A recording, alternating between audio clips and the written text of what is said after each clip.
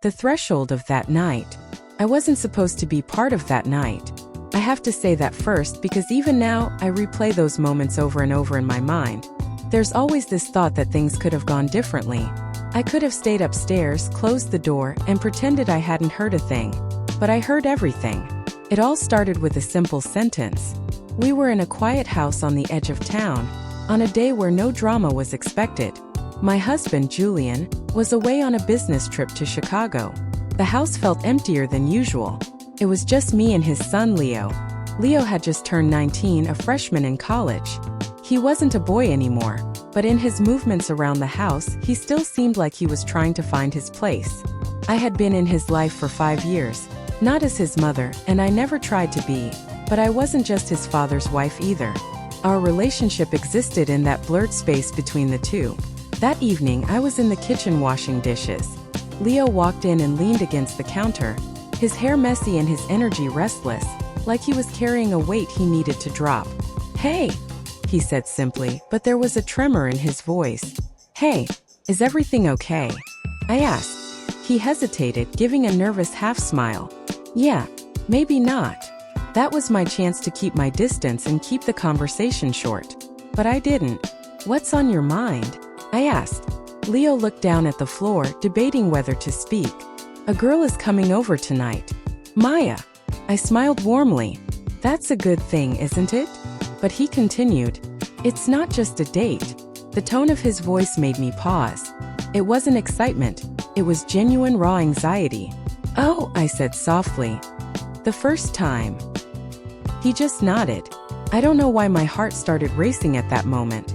It wasn't my business. He was a legal adult. "Are you nervous?" I asked. "To be honest, I have no idea what I'm doing," he admitted.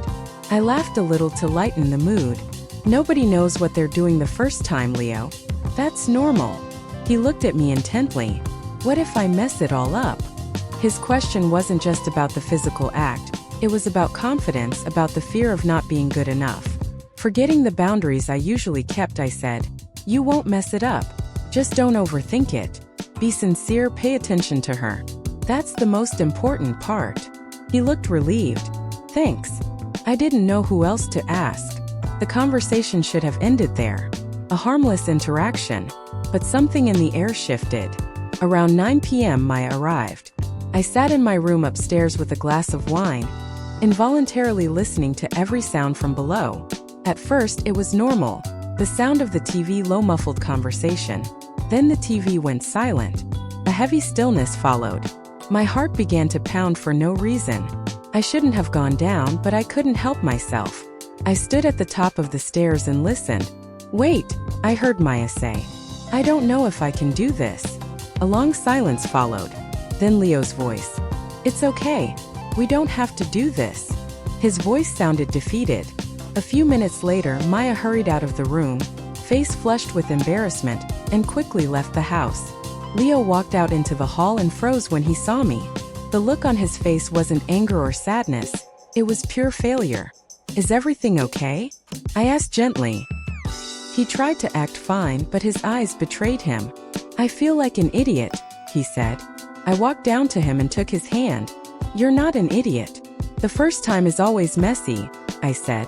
He looked at me. "How did you know what to do?" "I didn't. I just trusted the moment and the person I was with," I replied. We were standing very close. I could feel his breath, his warmth. I should have walked away, but I didn't. "If you were in her place, what would you have wanted?" he asked suddenly. The question woke something up inside me. I would have wanted not to rush, to feel safe and comfortable, I said, my voice dropping to a whisper. Later that night, Leo came to my room. He left the door ajar and sat on the edge of my bed. "How do you know when it's right? When it's real?" he asked. I said, "It's not a skill, Leo. It's communication and closeness." His hand was inches from mine. It wasn't touching, but I could feel the heat radiating from it. I didn't pull away. In that silence, we crossed a line. Not a physical one, but an emotional one. "Not with me," I said finally, using my words to redraw the boundary. He nodded slowly and left the room. I was alone, but my heart was still racing. I kept telling myself nothing happened. But that wasn't true. Even if nothing physical took place, the way we looked at each other, the fact that we didn't pull away, it was proof that something had changed forever.